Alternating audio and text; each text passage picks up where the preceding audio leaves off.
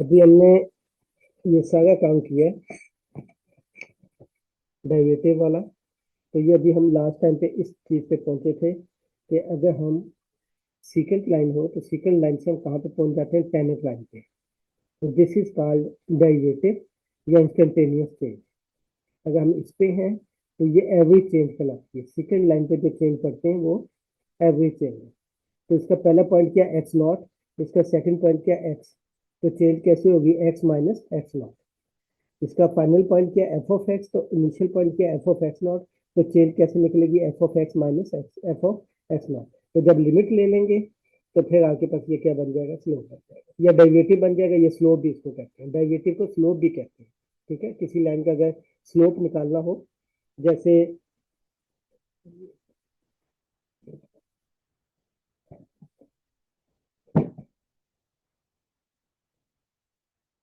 अगर फर्स्ट करें, आपको वो कहता है कि y equal to x cube, तो फाइंड स्लोप क्या देता है। तो याद रखिएगा जो डेरिवेटिव है वो स्लोप भी कहलाता है। तो अब ये स्लोप इसका क्या होगा, y डैश, वो क्या आ जाएगा 3x²। मगर जब स्लोप कहेगा फंक्शन के तौर पे तो फिर आपको कोई ना कोई पॉइंट भी देगा, क्योंकि अभी हमने पढ़ा ना ये सारा कि स्लोप क्या चीज होती है। स्लोप यहाँ से क्या होता है, यहाँ से कन्वर्ट होकर वो इस लाइन पे आ जाता है, ये जो चीज मैंने बताई थी।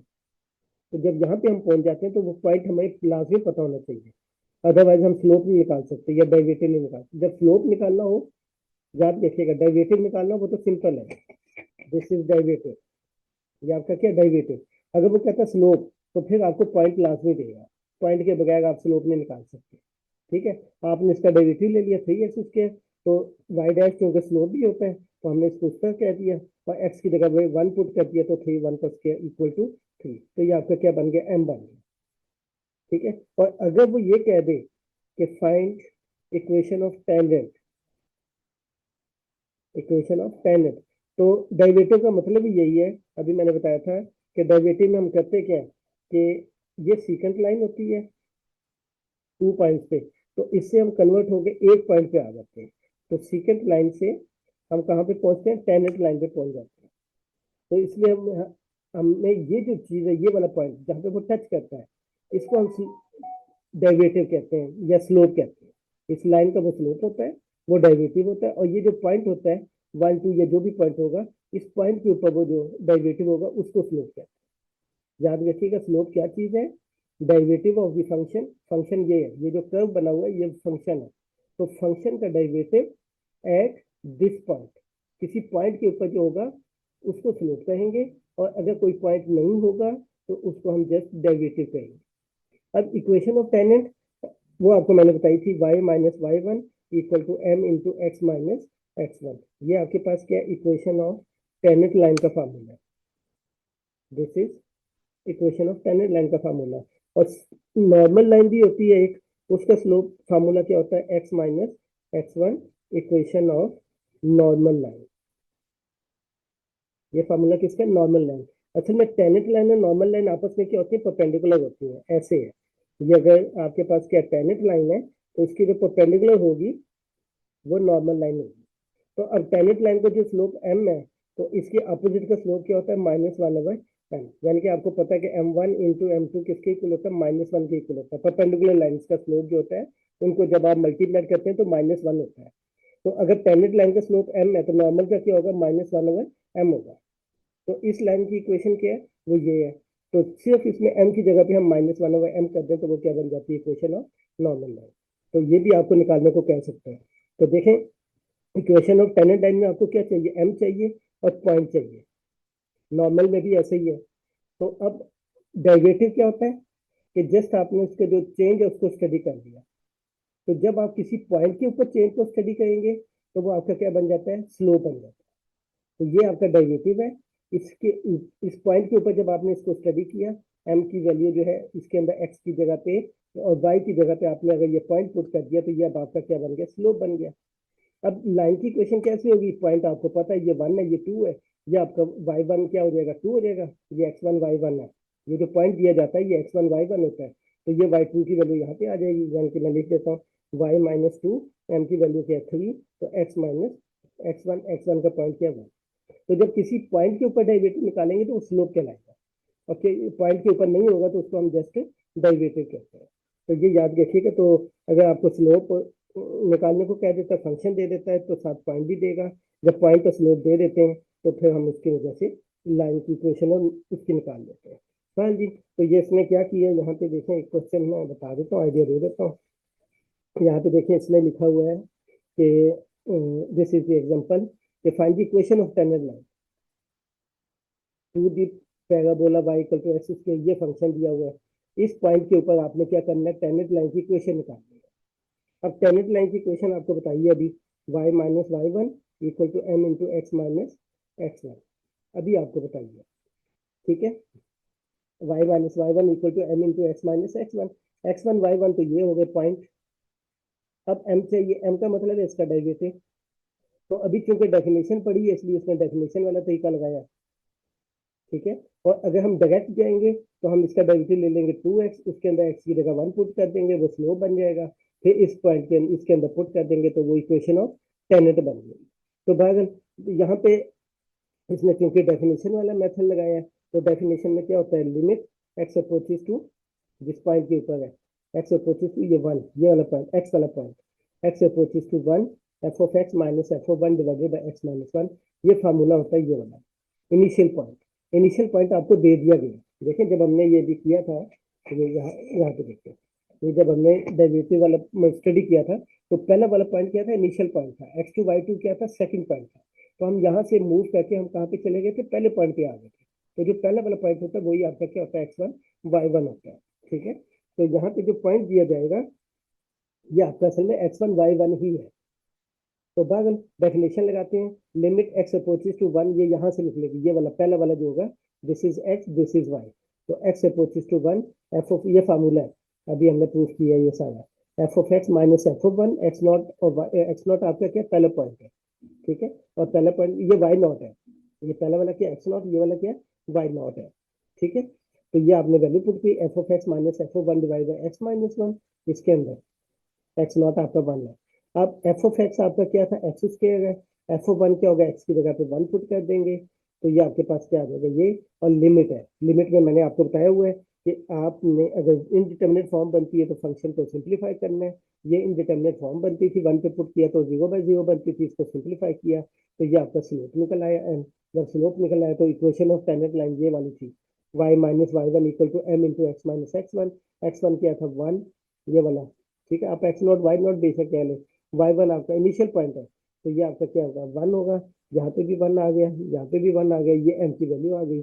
इसको सिंप्लीफाई कर लिया चाहिए। अगर वो नॉर्मल लाइन कह देता तो वो इसमें आ देगा नॉर्मल लाइन में। फिर ये मैंने बताया था कि एच डेल्टा एक्स को हम एच भी कह सकते हैं। ठीक है, तो यहाँ पे उसने एच यूज कर दिया, तो बात वही है। यहाँ पे पूरी चेंज थी एक्स माइनस एक्स, और नीचे चेंज आ गई, दिस इज चेंज।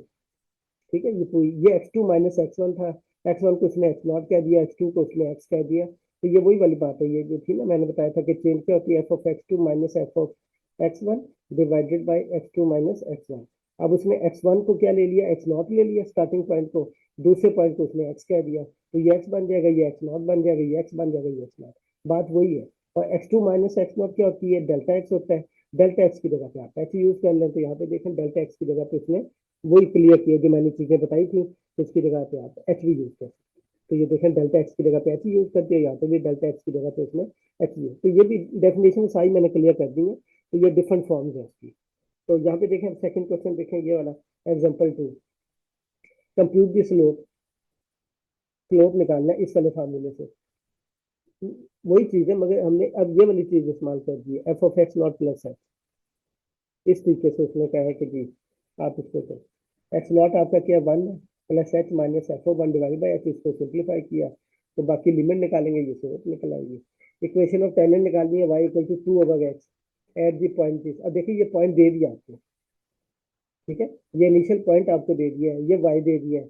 आपने क्या निकालना है, टेनेट लाइन। टेनेट लाइन में आपको बताया भी कि किसके इक्वल होती है, y minus y one equal to M into x minus x one कर लें, ये एक्स नॉट वाई नॉट कर लें। तो ये पॉइंट आपका एक्स वन वाई वन जो, तो ये पॉइंट हो गया, एक्स वन 2 है, वाई वन क्या 1 है।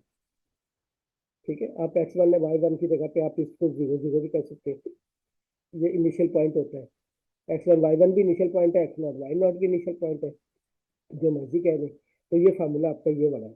इस वाले फार्मूले से भी कह सकते हैं, आप इस वाले फार्मूले से भी कह सकते हैं, f of x two minus f of x one, यानी कि पहला पॉइंट और एंड वाला पॉइंट। ये भी कह सकते हैं आप, ये भी कह सकते हैं, x not plus x not आपका वो जो पॉइंट है जो आपको गिवन है वो वाला। तो ये वाली definition, h approaches to zero, f of x not plus x minus f of x not divided by x, इसको इस्तेमाल किए। तो यहाँ पे देखें एक्स नॉट की जगह पे क्या था, टू प्लस एच, ये एक्स नॉट है, ये वाई नॉट है। तो टू प्लस एच माइनस क्या था, ये देखें फार्मूले में क्या था, एफ ऑफ एक्स नॉट, तो एफ ऑफ टू आ गया divided by H, F of ये वाई किसके इक्वल है, टू ओवर एक्स, तो एफ ऑफ टू क्या हो जाएगा, ये वाई है ना, वाई क्या चीज होती है, एफ ऑफ एक्स होता है। तो अब अगर यहाँ पे टू आ जाएगा तो टू बाई टू वन हो जाएगा, तो ये वन आ गया। और जब यहाँ पे टू प्लस एच होगा तो यहाँ पे भी टू प्लस एच आ जाएगा, तो ये आ जाएगा। डेफिनेशन में बस यूज किया, इसका एलसीएम लिया तो ये आ गया। सिंप्लीफाई किया, एच एच से कैंसिल हो गया तो यहाँ पे आ गया, एच की जगह लिमिट है। लिमिट में आपको पता है कि सिंप्लीफाई आपने उस वक्त करना है जब इनडिटरमिनेट फॉर्म आए, अदरवाइज सिंप्लीफाई नहीं करना।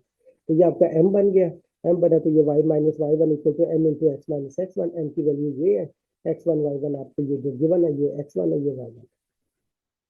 ठीक है, तो इस तरीके से ये आपके 2.1 एक्सरसाइज में क्वेश्चन गिवन है सारे। तो ये इस पैटर्न पे किए हुए हैं, ये डेफिनेशन वाले मेथड से है। तो डायरेक्ट जब हम कहेंगे तो वो डायरेक्ट वाला तरीका यूज होगा। तो ये आपकी 2.1 एक्सरसाइज जो है वो इस वक्त आपके पास होगी। सेकंड, अच्छा जो लिमिट वाला फार्मूला हमारे पास है, ये वाला लिमिट वाला, देखें पहला पॉइंट माइनस से स्टार्टिंग पॉइंट, तो इसको एवरेज उसके देखें, एवरेज में मैंने कहा था लिमिट नहीं लगेगी, जब लिमिट लग जाएगी तो वो इंस्टेंटेनियस बन जाएगा। ये देखें इंस्टेंटेनियस लिखा हुआ है, ठीक है। तो रेट ऑफ चेंज होता है, रेट ऑफ चेंज ये असल में इंस्टेंटेनियस ही होता है। जो इंस्टेंटेनियस चेंज होती है इसको हम रेट ऑफ चेंज भी कह सकते हैं। तो एक ये दोनों एक ही जैसी चीजें हैं। ठीक है जी, यहाँ तक।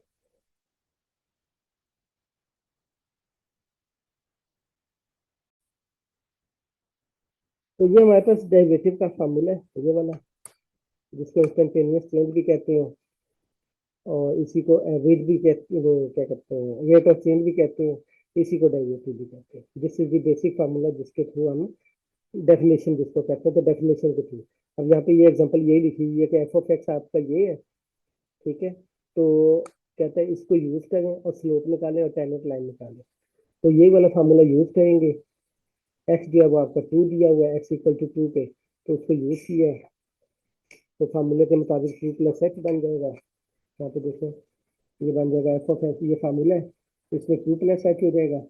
इसकी वैल्यूज पुट की, एक्स की जगह टू पुट किया, ठीक है। ये सारा कुछ करने के बाद टू के ऊपर डिस्कस करना। तो यहाँ पे जब आंसर आएगा तो एक्स की जगह क्या किया, टू किया, तो एफ डैश ऑफ टू क्या आ गया, टू। ये आपका स्लोप निकला है।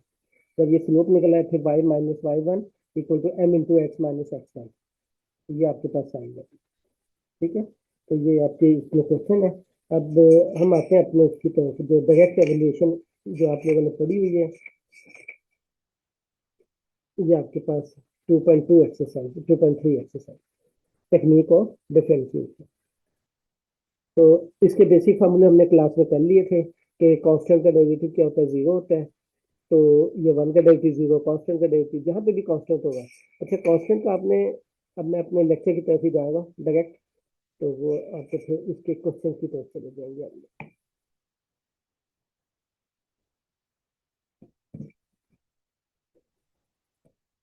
अब हम आते हैं जो क्लास में भी मैंने बताया था, एवोल्यूशन ऑफ डेरिवेटिव। याद रखिएगा हम जनरल डेरिवेटिव निकालते हैं, जब हम पीस वाइज फंक्शन में जाएंगे तो लेफ्ट हैंड डेरिवेटिव भी निकलेगा और राइट हैंड डेरिवेटिव भी निकलेगा, जब हम पीस वाइज में जाएंगे। एवोल्यूशन ऑफ डेरिवेटिव में मैंने आप लोगों को बताया हुआ है कि कांस्टेंट का डेरिवेटिव क्या होता है, जीरो होता है, और डेरिवेटिव ऑफ एक्स जो होता है वो वन होता है। और क्या बताया था, डेरिवेटिव ऑफ के एक्स, एक्स के साथ कोई नंबर होगा तो वो वही वाला आ जाएगा। उसके अलावा क्या था कि डेरिवेटिव ऑफ, अगर दो फंक्शन होंगे तो पहले का डेरिवेटिव अलग हो जाएगा और दूसरे का डेरिवेटिव अलग हो जाएगा। फिर हमने प्रोडक्ट फार्मूला किया था, प्रोडक्ट फार्मूला क्या था, एक्स इंटू जी, के जी को छोड़ेंगे। यहाँ पे याद रखिएगा पहले जो फंक्शन होगा पहले उसका डेरिवेटिव होगा, एफ पहले है तो पहले फंक्शन एफ का डेरिवेटिव होगा, फिर उसके बाद डेरिवेटिव ऑफ जी, और ये लास्ट जो था क्वेश्चन फार्मूला जो हमारे पास होता है एफ ओवर जी, तो इसको हम क्या कहते हैं कि जी को छोड़ दिया, derivative of F minus F को छोड़ दिया, derivative of ji divided by ji square. ये पहला फंक्शन है, ये सेकंड है। पहले का डेरिवेटिव हमेशा पहले लेना, ठीक है, सेकंड का पहले नहीं लेना। तो ये आपके जो बेसिक फार्मूले थे वो ये थे। उसके अलावा एक पावर फार्मूला था, ठीक है। पावर फार्मूला कि अगर आपके पास y इक्वल टू एक्स की पावर k हो, ठीक है, तो डेरिवेटिव क्या होगा, k स्टार्ट में आ जाएगा, x की पावर क्या हो जाएगी, एक कम हो जाएगी। ये हमारे पास पावर फार्मूला। अच्छा, याद रखिएगा पावर फार्मूला उस वक्त लगेगा जब ये नंबर क्या हो, ये कांस्टेंट हो गई। जब ये कांस्टेंट होगा तो जब पावर फार्मूला लगेगा, अदरवाइज पावर फार्मूला नहीं लगेगा। यानी कि अगर आपके पास y इक्वल टू एक्स की पावर x है, ठीक है, तो यहाँ पे आपके पास पावर फार्मूला यूज नहीं होगा। क्यों नहीं यूज होगा, क्योंकि ये आपके पास क्या कहलाता है, एक्सपोनेंट कहलाता है। जब पावर में कांस्टेंट हो तो वो पावर कहलाती है, पावर में एक्स आ जाए तो उसको हम एक्सपोनेंट कहते हैं। तो जब एक्सपोनेंट आ जाता है तो फिर हमारे पास जो है वो कोई और तरीका होता है उसको सॉल्व करने। तो ये हमारी बेसिक चीजें हैं। अब उन्हीं बेसिक चीजों को यूज करके अब हम डेरिवेटिव देखते हैं। क्लास में भी एग्जाम्पलें कुछ करवा दी थी, तो कुछ एग्जाम्पलें यहाँ पे करवा दी। अब फंक्शन हमने पढ़े थे, आपको पता है कि हमने फंक्शन जो पढ़े थे वो पढ़े थे, एक पॉलिनोमियल का पढ़ा था। अब मोस्ट इंपॉर्टेंट चीजें, एक हमारे पास होता है ट्रिग्नोमेट्रिक फंक्शन, एक आपके पास होता है जी एक्सपोनेंशियल फंक्शन, लॉगरिथमिक फंक्शन, ठीक है, और एक आपके पास होते हैं एक्सपोनेंशियल फंक्शन। एक्सपोनेंशियल फंक्शन आपके वो होते हैं जब पावर में एक्स आएगा। ये जो बात अभी कहा गया था कि पावर में जब एक्स आएगा, यहाँ पे देखिए अभी मैंने बात की थी कि पावर में अगर एक्स आ जाएगा तो वो एक्सपोनेंट है। तो एक्सपोनेंट पे पावर फार्मूला नहीं लगेगा, पावर फार्मूला उसे लगता है जब पावर में कांस्टेंट हो, ठीक है। अच्छा जी, अब मेन बातें बता देता हूँ, उसके मुताबिक आप सारी चीजें ये कर सकते हैं। एक तो याद रखिएगा कि अगर किसी जगह पे एक्स नहीं है तो वो कांस्टेंट कंसिडर होगा। किसी जगह पे अगर एक्स नहीं है तो वहां पे वो कांस्टेंट चीज कंसिडर होगी। जैसे देखें, एग्जांपल देखें, जैसे y इक्वल टू आपके पास है 3 × 5 प्लस 7 × 3, कुछ भी आ सकता है। अब देखिए इसके अंदर एक्स आ ही नहीं रहा, ठीक है, ये एक्स नहीं, ये मल्टीप्लिकेशन है, ठीक है, दिस इज मल्टीप्लिकेशन। इसमें एक्स आ ही नहीं रहा, जब एक्स आ ही नहीं रहा तो चेंज तो हम एक्स के हिसाब से पढ़ गए, तो जब एक्स आ ही नहीं रहा तो इसके अंदर चेंज कभी भी नहीं आएगी। तो इस केस में जब हम डेरिवेटिव लेंगे तो हमेशा क्या लिखेंगे, जीरो, जब तक आपको एक्स नजर नहीं आएगा। जब तक आपको एक्स नजर नहीं आएगा इसका डेरिवेटिव क्या होगा, जीरो होगा। इसी तरीके से देखें, अगर y equal to sine of q, यहाँ पे 50 आ जाता है, तो यहाँ पे देखिए इसमें x नहीं आएगा, ट्रिग्नोमेट्रिक फंक्शन तो है मगर इसमें x ही नहीं आएगा, तो इसका डेरिवेटिव भी क्या होगा, हमेशा जीरो होगा। इसी तरीके से अगर आपके पास है 3 की पावर 50 है, तो इसमें देखें x नजर ही नहीं आएगा, तो जब नजर ही नहीं आएगा तो इसका डेरिवेटिव क्या होगा, जीरो होगा। इसी तरीके से अगर लॉग वाले फंक्शन आ जाते हैं, लॉग में यहाँ पे 2 है, यहाँ पे 30 है, तो इसमें x नजर ही नहीं आएगा। जब तक x नजर नहीं होगा तो जब तक डेरिवेटिव क्या होगा, हमेशा जीरो आएगा। एक मोस्ट इंपॉर्टेंट बात ये याद रखिएगा कि जब भी आपके पास फंक्शन हो उसमें x ना आए तो वो कांस्टेंट होता है, उसका डेरिवेटिव क्या होता है, हमेशा जीरो होता है। चाहे वो लॉग हो, चाहे वो ट्रिग्नोमेट्रिक हो, चाहे वो किसी भी शक्ल में, तो उसका डेरिवेटिव क्या होगा, हमेशा जीरो आएगा। दूसरी बात कि जब x बनेगा तो फिर वो कहलाएगा फंक्शन। अगर खाली x आ रहा होगा, खाली x वाली टर्म्स आ गई होंगी तो वो पॉलिनोमियल्स कहलाती हैं। जैसे ये आ जाए 2 2x−1 की पावर 3 आ जाए, जैसे x+1 अगर x−1 आ जाए, जैसे x2 × 2x+5 की पावर 3 आ जाए, ठीक है। तो इसमें देखें एक्स वाली टर्म्स आ गई है सिंपल, ऊपर नीचे या मल्टीप्लिकेशन में या प्लस, यहाँ पे एक और टर्म भी ले लेते हैं, x की पावर 10 ले लेते हैं। तो ये जो है ये फंक्शन जो सिंपल जिनके साथ कुछ भी नहीं होता, पावर्स वगैरह होती है या कॉन्स्टेंट्स आते हैं, तो उसको हम पॉलिनोमियल्स कहते हैं, ठीक है। याद रखिएगा, अभी पावर में एक्स नहीं आएगा, पावर में कांस्टेंट ही होगा। पावर में एक्स आएगा तो वो एक्सपोनेंशियल में चला जाएगा। ठीक है, तो अभी फिलहाल पॉलिनोमियल्स वो होती है जिसके अंदर सिर्फ एक्स नजर आएगा आपको। ट्रिग्नोमेट्रिक वो होता है कि जिसके अंदर एक्स नजर आएगा, जैसे साइन हो गया, कॉस हो गया, टेनेट हो गया, सीकेंट हो गया, ये आपको पता ही है, कोसीकेंट हो गया, कॉट हो गया, ये 6 आइडेंटिटीज है। अब इनके साथ अगर एक्स नजर आ जाए यहाँ पे, और तो कोई जगह ही नहीं है ना इसकी, जिसको हम एंगल कहते हैं, तो यहाँ पे अगर एक्स नजर आएगा तो ये भी हो सकता है, ये चीज ऐसे भी हो सकती है। ठीक है, पावर में कांस्टेंट आ जाए, मगर ऐसा नहीं हो सकता फिलहाल के पावर में भी एक्स आ जाए। जब पावर में एक्स आएगा तो वो एक्सपोनेंशियल है, उसको अभी हमने नहीं देखना। ठीक है, फिलहाल पावर में अगर कांस्टेंट आ जाए तो हम उसको देखेंगे। तो यहाँ पे देखें ट्रिग्नोमेट्रिक में क्या होगा, यहाँ पे क्या होगा, पॉलिनोमियल में खाली एक्स वाली टर्म्स आएंगी। ट्रिग्नोमेट्रिक में क्या होगा, एक्स भी आएगा और वो एंगल में आएगा। ठीक है, और ऊपर एक्स नहीं आ सकता, फिलहाल नहीं आ सकता, क्योंकि वो तो पावर ही नहीं रहेगी। तो ऊपर पावर अगर आएगी तो वो कांस्टेंट आएगी। तो इस तरह के जो क्वेश्चन होंगे उसको हम क्या कहेंगे, ट्रिग्नोमेट्रिक फंक्शन कहेंगे। एक्स जब भी आ जाएगा वो फंक्शन में चला जाएगा। ठीक है, आप लोगों को शॉर्ट ट्रिक्स बताया। पॉलिनोमियल्स क्या होगा, जिसमें ना साइन है, ना लॉग है, ना कुछ है। ठीक है, तो उसको हम क्या कहते हैं, पॉलिनोमियल। ट्रिग्नोमेट्रिक जिसमें इन आइडेंटिटीज के साथ एंगल में एक्स आ जाएगा, ये एंगल कहलाता है। साइन के साथ जो भी टर्म है, दैट वन इज एंगल। तो ये अकेला नहीं लिख सकते आप, जैसे मैंने अकेला लिखा, ये अकेला नहीं लिख सकते, इसके साथ कोई ना कोई एंगल में लाजमी टर्म होगी। और अगर एक्स होगा, अगर ये 30 है तो ये तो एक्स आ ही नहीं था, तो उसका डेरिवेटिव क्या होगा, 0। और जब इसमें एक्स आ जाएगा फिर हम इस वाली टर्म का क्या कहेंगे, डेरिवेटिव लेंगे। और लॉगरिथम में क्या होगा, जैसे लॉग आ गया, ठीक है, बेस में 5, यहाँ पे 3x² आ जाता है, तो ये लॉग वाले के। तो यहाँ पे इस जगह पे जब एक्स आएगा तो वो हमारा लॉगरिथमिक फंक्शन कहलाएगा। यहाँ पे भी एक्स आ सकता है। ठीक है, जैसे ये ऐसे भी हो सकता है 5x, यहाँ पे 3x आ जाए, ये भी पॉसिबल है। ठीक है, ये भी पॉसिबल है कि यहाँ पे 7 आ जाए, पावर में एक्स है। पावर में एक्स नहीं आना चाहिए फिलहाल, ये बेस कहलाती है, ये जो नीचे है दिस इज बेस। तो इस जगह पे भी एक्स आ सकता है, इस जगह पे कांस्टेंट भी आ सकता है, यहाँ पे भी एक्स आ सकता है। ठीक है, दोनों जगहों पे भी एक्स आ सकता है। पावर में एक्स फिलहाल नहीं आएगा, जब भी पावर में आएगा वो एक्सपोनेंट बन जाएगा। पावर में जब भी एक्स आएगा वो एक्सपोनेंशियल बन जाएगा। अब एक्सपोन, अच्छा इसमें एक और चीज भी है, नेचुरल लॉग भी आ सकता है। ठीक है, नेचुरल लॉग वो होता है जो जिसकी बेस में क्या है, ई होता है। ये पूरी डिटेल में मैंने आपको लेक्चर दिया हुआ है, 5 या 6 लेक्चर था जिसमें पूरी डिटेल थी इन फंक्शंस की। अच्छा, अब एक्सपोनेंशियल फंक्शंस कौन से होते हैं, जिसकी बेस में कांस्टेंट आ जाता है। ठीक है, e की पावर x²+1। तो पावर में जब भी एक्स आएगा, पावर में जब भी एक्स आएगा वो एक्सपोनेंशियल कहलाएगा।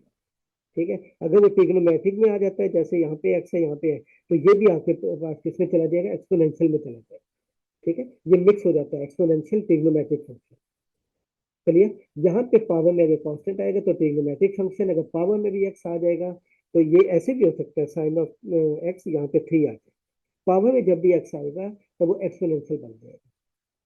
ठीक है, तो ये हमारे पास 4 चीजें फंक्शन, फिलहाल 4 याद रखिएगा। उसके अलावा तो इनवर्स भी है, हाइपरबोलिक भी है, फिलहाल हमारे डेरिवेटिव इन 4 पे है। पॉलिनोमियल कौन से होंगे, जिसमें खाली एक्स आएगा, डिफरेंट फॉर्म्स आएंगी।